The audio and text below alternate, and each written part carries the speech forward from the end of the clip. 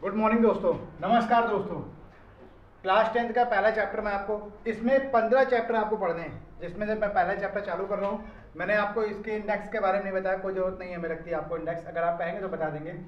पहला टॉपिक जो हमें पढ़ना है वास्तविक संख्या है।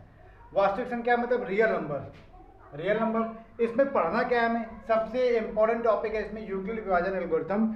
इस बार भी बोर्ड में, पिछली बार भी बोर्ड में, इस साल भी आने वाले बोर्ड पेपर में जरूर पूछा जाएगा यूक्लिड विभाजन एल्गोरिथम होता क्या है। और ये इसको एक तरह से एचसीएफ मेथड भी कहते हैं बेटा। क्या कहते हैं? HCF method. HCF highest common factor, इसी का मेथड इसे कहते हैं। इसमें हमें पढ़ना क्या क्या है, सबसे इंपॉर्टेंट चीज एल्गोरिथम होता क्या है। एल्गोरिथम मैं आपको बता देता हूँ। एल्गोरिथम इसमें होता है कि मान लीजिए एक एग्जाम्पल हम आपको लेकर समझाते हैं। एक कहानी है छोटी सी, अगर आप कहें तो बताता हूँ। ठीक है, बताता हूँ। देखिए, एक आदमी था, एक किसान था। वह एक दिन गांव में अपने अंडे लेके आया और गांव में बेचना चालू किया उसने एक लड़का मिला। उस लड़के ने क्या किया, उसकी डलिया जिसमें अंडे रखे थे उसको गिरा दिया। गिराने के बाद गिरा दिए, सारे अंडे फूट गए। उसने कहा क्या, आदमी ने कहा, किसान ने उससे कि भैया हमें अंडे के दाम चाहिए। तो उसने कहा हम क्यों दें, तुम मेरा क्या कर लोगे। तो उसने कहा ठीक है भैया। उसने पंचायत बुलाई। पंचायत बुलाने के बाद उसने कहा, पंचायत के सदस्यों ने कहा कि नहीं, लड़के ने अगर अंडे गिराए तो लड़के को उस अंडे का क्या देना पड़ेगा, हर्जाना देना पड़ेगा। तो बात उसने कहा कि अगर 2 अंडे के हिसाब से गिनेंगे, कितने अंडे के हिसाब से, 2 अंडे के हिसाब से गिनेंगे तो उसे 1 माना जाएगा। क्या माना जाएगा? 1 माना जाएगा। अगर 3 के हिसाब से गिनेंगे तो कितना माना जाएगा? 2 माना जाएगा। ऐसे 4 के हिसाब से गिनेंगे कितना माना जाएगा? 3 माना जाएगा। और ऐसे से करते करते, लेकिन अगर वो 7 के हिसाब से गिनेंगे तो उसे 0 माना जाएगा। कितना माना जाएगा? 0। गांव में देखा होगा कि अधिकतर हम लोग क्या करते हैं, मान लीजिए अगर नंबर ज़्यादा हो हमारे पास तो हम लोग उसे क्या करते हैं, टुकड़ों में बांट लेते हैं। कहते हैं कि एक डिब्बे में इसमें 5 अंडे डाल दिए और बोला इसका 1 हो गया। ऐसे जितने डिब्बे होते हैं उसमें हम क्या करते हैं, उन सब डिब्बों को गिन लेते हैं। अब हमसे कोई पूछे कि इसमें कितने अंडे हैं, तो 1 2 3 15 अंडे हैं, ऐसे बता दें। तो गांव में ही हो रहा था। लेकिन उस किसान ने एक बात यहाँ बोल दी कि हमारे पास 150 अंडे। कितने अंडे? 150 अंडे। 150 अंडे थे, इससे ज़्यादा नहीं है। क्योंकि 150 देखो 2 से भी जाता है, 3 से भी जाता है, 4 से भी जाता है, 5 से भी जाता है, 6 से भी जाता है। सभी से 150 क्या होता है, जाता ही है। अब चूंकि गिर जाता है, तो इसीलिए इस कहानी से हमें क्या क्या तात्पर्य मिलता है कि कहता है एक एल्गोरिथम, एक ऐसा यूक्लिड विभाजन एल्गोरिथम जो हमें ये डिस्कस कर सके या यह बता सके कि इसमें होता क्या है। तो इसके बारे में थोड़ा सा हम आपको और जानकारी देते हैं। इसके बाद जब आप इसके क्वेश्चन करेंगे, प्रश्न करेंगे, तो आपको और अच्छे से समझ में आएगा यूक्लिड विभाजन एल्गोरिथम होता क्या है। ये कहता है कि हमें आखिरी में, देखिए वहां पे जब 7 अंडे बराबर कह रहा था, 7 अंडे को 0 मानेंगे। यूक्लिड विभाजन में कहता है कि आखिरी के अंतिम में हमें 0 शेषफल होना ही चाहिए। कितना होना चाहिए? 0 शेषफल होना चाहिए। प्लस या माइनस में 0 शेषफल होना चाहिए, तो यूक्लिड विभाजन हमारा क्या हो जाएगा? संतुष्ट हो जाएगा। और जब तक 0 शेषफल नहीं आएगा तब तक यूक्लिड विभाजन एल्गोरिथम क्या होगा? जब तक 0 नहीं आएगा तब तक यूक्लिड विभाजन एल्गोरिथम प्रूफ नहीं होगा। तो आइए हम इसके बाद अपने एक्सरसाइज पे चलते हैं। एक्सरसाइज का पहला नंबर सवाल हम आपको देखिए, पहला नंबर सवाल ये था 135 225। सबसे पहले इसमें करते क्या है, सबसे बड़ा पूछते हैं। सबसे बड़ा ये हो गया। और फिर इसे क्या करते हैं, यूक्लिड विभाजन की जगह परिमेय लगाते हैं।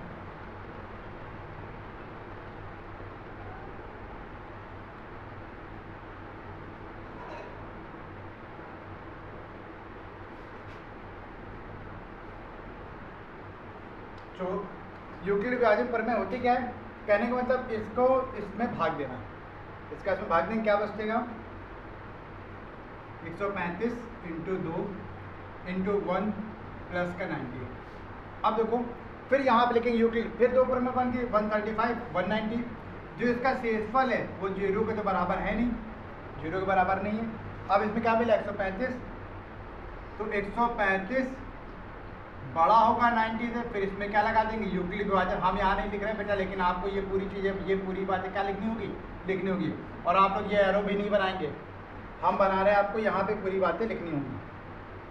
फिर 135 को जो करेंगे तो कितना आएगा? 90 × 1 प्लस का 45। फिर देखिए जो 45 शेषफल आया वो भी 0 के बराबर नहीं है। फिर यहाँ आपको 2 चीज़ मिलेंगी। फिर लिखेंगे आप क्या? 90 बड़ा होगा 45 से, और फिर लिखेंगे यूक्लिड विभाजन एल्गोरिथम के द्वारा, फिर यही बात यहाँ पे रिपीट कर देंगे। क्या करेंगे, यही बात यहाँ रिपीट कर देंगे।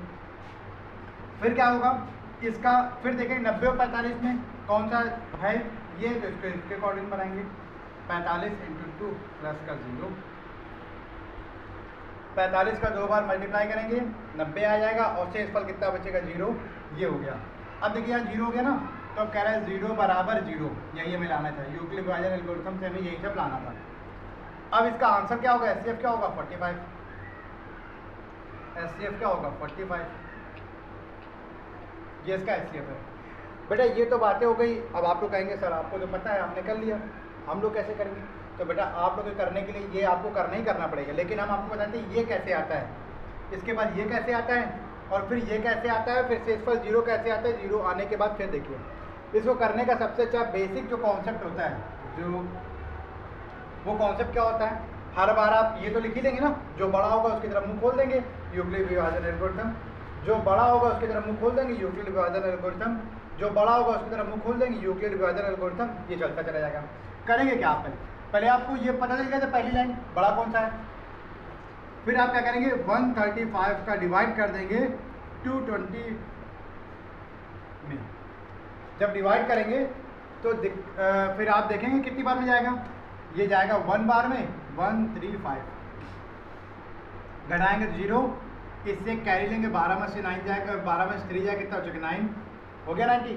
तो अब पहली बार स्टेप में क्या लिखेंगे, इसका इसमें मल्टीप्लाई करते हैं, और फिर ये इसमें क्या करते हैं ऐड करते हैं, ये मल्टीप्लाई और ये ऐड, तो वही तो लिखा 135 × 1 + 90, वही है ना। बस दूसरी बार में क्या करते हैं, दोनों से फिर देखते हैं कौन सा बड़ा है, तो आप कहेंगे ये बड़ा है, तो फिर इसका डिवाइड क्या करेंगे, इसमें कर देंगे, तो 90 डिवाइड बाय 135, ये 1 बार आएगा तो 90 हो जाएगा, ये हो जाएगा 5, ये हो जाएगा कितना 4, हो गया। इसके बाद फिर देखो ये आ जाएगा, फिर आपको ये भी 0 बराबर नहीं होगा, फिर आप क्या करेंगे, फिर 90 का डिवाइड इसमें कर देंगे, 45 डिवाइड बाई 90, और 2 बार में चला जाएगा कितना 90। आपको शेषफल कितना रहना था 0, 0 शेषफल आ गया, बस आपका एल्गोरिथम प्रूव हो गया। यूक्लिड विभाजन एल्गोरिथम, बात आती है यूक्लिड विभाजन एल्गोरिथम कराता क्या हम लोगों से, एल्गोरिथम कराता है कि शेषफल जो आए वो शून्य है, कितना है 0 है, जहाँ शेषफल 0 आ गया वहाँ पे वो चीज़ें क्या हो जाएंगी, खत्म। यूक्लिड विभाजन एल्गोरिथम क्या हो जाएगा, खत्म। ये शेषफल पहला सवाल हमने किया है, इसके बाद दूसरा और तीसरा सवाल आप करेंगे, ठीक है। देखिए इसके बाद ये दूसरा नंबर सवाल है, ये 2 होमवर्क मैंने आपको दिया है, ये आप खुद करेंगे कैसे, वैसे यूक्लिड विभाजन पहले बड़ा खोजेंगे, फिर बड़े की तरफ निशान लगा देंगे, फिर उसके बाद इसका इसमें डिवाइड कर देंगे, जो आएगा शेषफल आपको 0 लाना है। यूक्लिड विभाजन एल्गोरिथम आपसे क्या करता है, शेषफल 0 लाने के लिए बस। दूसरा नंबर सवाल क्या है, दर्शाइए कि कोई भी धनात्मक विषम पूर्णांक 6q + 1 या 6q + 3 या 6q + 5 के रूप में जहाँ q कोई पूर्णांक है या नहीं। चलो ये पूछ रहा है, सबसे पहले लिखेंगे कैसे, हल कैसे करेंगे वो देखते हैं। हल करेंगे, लिखेंगे क्या, लिखेंगे माना ए कोई धन पूर्णांक है, ए कोई धन पूर्णांक है। इससे पहले जब हमने आपको समझाया था वो अंडे वाली बात याद करो, अंडे वाली बात इसलिए याद रखो कि अंडे मतलब वो कह रहा था 2 अंडे लेंगे तो कितना होगा 1, और 3 लेंगे तो कितना होगा 2। तो यहाँ पे कह रहा है ए कोई धन पूर्णांक है, तो ए बराबर कितना होगा 6q + 1, ए बराबर धन ए कोई पूर्णांक है तो ये कितना होगा ए बराबर 6q + 1। जहाँ ये इतनी हो गई, अगर ये मान लेते हैं कुछ, अगर हम इसको सफिशेंट नाम देते हैं, कहने का मतलब इसे A1 मान लेते हैं, A2 मान लेते हैं, फिर A3 मान लेते हैं, ऐसे एंड सो ऑन मानते चले जाते हैं कुछ भी, मतलब जहाँ तक है हमें ये 3 ही बताने हैं तो 3 ही बताते हैं।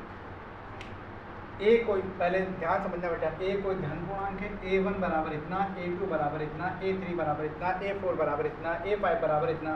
कहने का मतलब हर बार आपका ये 6 ही रहेगा, हर बार 6 ही रहेगा।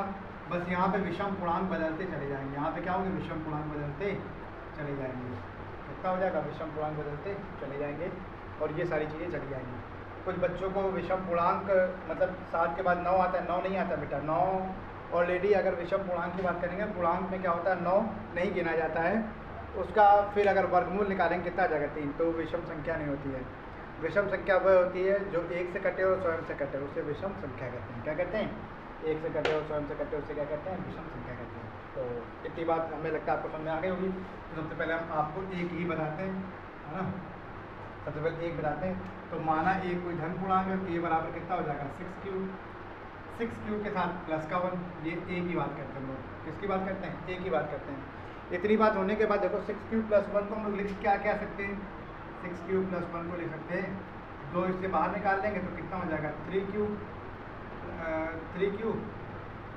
और प्लस का 1, ठीक होगा। 3 क्या हो जाएगा, प्लस का 1। कहने का मतलब एक सिंगल रहेगा। 6 को हम 2 × 3 क्यूब में तोड़ सकते हैं, लिख सकते हैं ना। फिर उसके बाद ऐसे बात करते हैं 6 प्लस 3 की। 6 प्लस 3 को क्या लिख सकते हैं, 6 प्लस का 2 प्लस का 1, 3 को ये लिख सकते हैं। फिर क्या करते हैं, इससे कॉमन ले लेंगे। जब कॉमन ले लेंगे इसको ये भी तो लिख सकते हैं, 2 × 3 प्लस का 1, ठीक है। 2 कॉमन ले लिया। जब 2 कॉमन ले लिया तो सी हो जाएगा, प्लस का 1 ये बचा। कहने का मतलब ऐसे एक और लेके दिखाते हैं आपको, 6 प्लस 5, 6 प्लस इसको क्या लिख सकते हैं, इसको लिख सकते हैं 4 प्लस 1, 4 प्लस 1। कॉमन ले लेंगे 2 × 3 प्लस का 2 प्लस का 1। भाई इससे कॉमन लेंगे, इससे तो ले नहीं सकते ना कॉमन, ये इधर आ जाएगा। अब एक बात समझ आ रही है आपको, ये देखो 3 प्लस का 1, ये पूरा ए हो गया। 3 प्लस का 1, 3 प्लस का 1। कहने का मतलब सब में 1 1 आ रहा है, लेकिन ये संख्या बदल रही है। यहाँ पे कुछ नहीं था, फिर 1 आया, फिर प्लस का 2 आया, फिर प्लस का क्या आएगा, 3 आएगा। तो बस इससे हमें यह सिद्ध होता है कि ए कोई धन पूर्णांक है। अब कह रहा है क्या क्यू कोई पूर्णांक है, नहीं, क्यू कोई एक, देखेंगे यहाँ पे यह एक धनात्मक विषम पूर्णांक है जो हर बार अपनी संख्या में, पहली बार कोई प्लस 1 नहीं था, दूसरी बार में प्लस 1 आया, तीसरी बार में प्लस 2 आया और चौथी बार में क्या आएगा, प्लस 3 आएगा, प्लस 3 आ जाएगा। क्वेश्चन नंबर 3 की बात करते हैं। क्वेश्चन नंबर 2 हमें लगता है आपको समझ आएगा, नहीं आएगा तो हमें लाइक और वो मतलब कमेंट करके भेज देना, तो हम दोबारा बता देंगे उस सवाल में। उस सवाल में है कुछ नहीं बेटा, बस आप लोग विषम पूर्णांक देखना है। क्वेश्चन नंबर 3 क्या है, अगर हम सवाल लिखेंगे तो बहुत देर होगा, हम आपको सवाल बता देते हैं। हमने PDF आपको भेज दी है, क्वेश्चन नंबर 3 देख लेना। लिखा है, हम पढ़ के सुनाए थे आपको। लिखा है किसी परेड में 616 सदस्यों वाली एक सेना की टुकड़ी है। टुकड़ी को 32 सदस्यों वाले एक आर्मी बैंड के पीछे मार्च करना है। कह रहा है 616 सदस्यों की एक सेना की टुकड़ी है और 32 सदस्यों वाले एक आर्मी बैंड के क्या करना है, पीछे मार्च करना है। दोनों समूह में समान संख्या वाले स्तंभ रहेंगे और कह रहा है इसका उन स्तंभों की अधिकतम संख्या ज्ञात की जिनमें वे मार्च करेंगे। अधिकतम संख्या ज्ञात करनी है जिनमें मार्च करेगा। कह रहा है कि देखो पहले सवाल समझते हैं। कह रहा है एक बैंड होगा, क्या होगा, 616 लोग हैं हमारे पास। कितने लोग हैं, 616 लोग हैं। 32 बैंड है। 32 बैंड का मतलब होता है, बैंड है, ठीक है।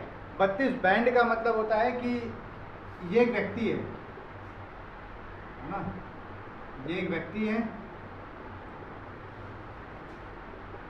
इस व्यक्ति के आगे इसने एक ढोल टांगा है।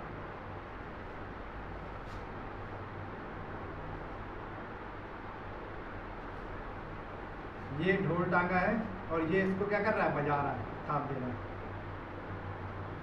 ये ढोल इसे टांगा है, ये बजाना है इसे। इसके पीछे कितने लोग लगेंगे, इसके पीछे 32 लोग, 32 सॉरी, इसके पीछे कितने लोग लगे कि सभी संख्या कैसी हो, सम, मतलब बराबर हो। मतलब हर एक बैंड के पीछे कितने आदमी लगे कि सभी के, ऐसे 32 है, एक के पीछे कितने लगे, फिर दूसरे के पीछे कितने लगे, फिर तीसरे के पीछे कितने लगे। इन सबको बेटा हम किससे करेंगे, यूक्लिड विभाजन प्रमेय के द्वारा। यूक्लिड विभाजन प्रमेय क्या कहता है, इतनी बात समझ आ गई होगी। यूक्लिड विभाजन प्रमेय लिखोगे, सबसे पहले पता करो बड़ा कौन सा है। 616 बड़ा है 32, तो यहाँ लिखेंगे यूक्लिड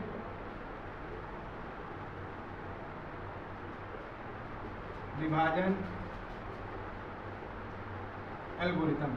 तो 616 बड़ा है, इसका फिर क्या करेंगे भाई, 32 का पुराना मेथड है तो 32 का इसमें भाग देंगे। तो लिखेंगे क्या, अब देखो इसका 32 में भाग देंगे तो कितना आएगा, हम आपको करके तुरंत बता देते हैं, आप लोग क्या करेंगे देख करेंगे। 32 गुणे 19 प्लस का 3। अब कहेंगे आप लोग कैसे आया, तो वो मैं पिछली चीज़ों में आपको बता चुका हूँ। 32 का भाग दे देना, इसमें आएगा 32 गुणे 19 बार में जाएगा, और प्लस का 3 नहीं बेटा 8 बचेगा। कितना बचेगा 8, ये बचेगा। और इसके बचने के बाद फिर क्या करेंगे, फिर दोनों में देखेंगे, फिर यहाँ लिखेंगे, फिर लिखेंगे 32 और शेषफल तो शून्य है नहीं, तो 32 बड़ा है 8 में, फिर लिखेंगे यूक्लिड विभाजन। तो फिर 32 को तोड़ेंगे, 8 गुणे 4 प्लस का 0। अब देखो शेषफल कितना आ गया 0। हमें क्या करना था, 8 तो बराबर है नहीं 0 के, लेकिन अब 0 बराबर आ गया 0 के, यहीं पे लिख देंगे यूक्लिड विभाजन शून्य आ गया, इसलिए अब इसके आगे हम नहीं करेंगे। तो इसका आंसर कितना आएगा, इसका आंसर देखो 8 आएगा। कितना आएगा, 8 यहाँ पे 8 यहाँ पे। तो हर एक बैंड के पीछे कितने लोग लगेंगे, 8 सदस्य लगेंगे। कहने का मतलब 8 व्यक्ति लगेंगे हर एक बैंड के पीछे। एक बैंड के पीछे 8 लोग होंगे। बस यही चीज़ वो हमसे पूछ रहा था, इसे कराना था। तो आप ऐसे करेंगे। इससे पहले हम आपको समझा चुके हैं एल्गोरिथम क्या होता है, इससे पहले एल्गोरिथम समझा चुके क्या होता है। हमारे चैनल को लाइक करें, सब्सक्राइब करें और शेयर करें। और भी जो सवाल कोशिश करेंगे आप करने के लिए, जैसे होमवर्क दिया है ये, इसके 4था 5वां भी हम आपको होमवर्क देते हैं, उसको भी करने की कोशिश करें। नहीं आएगा तो हमें कमेंट या व्हाट्सएप के थ्रू भेज दीजिएगा, हम आपको पूरे सवाल फिर से करा देंगे, कोई दिक्कत नहीं।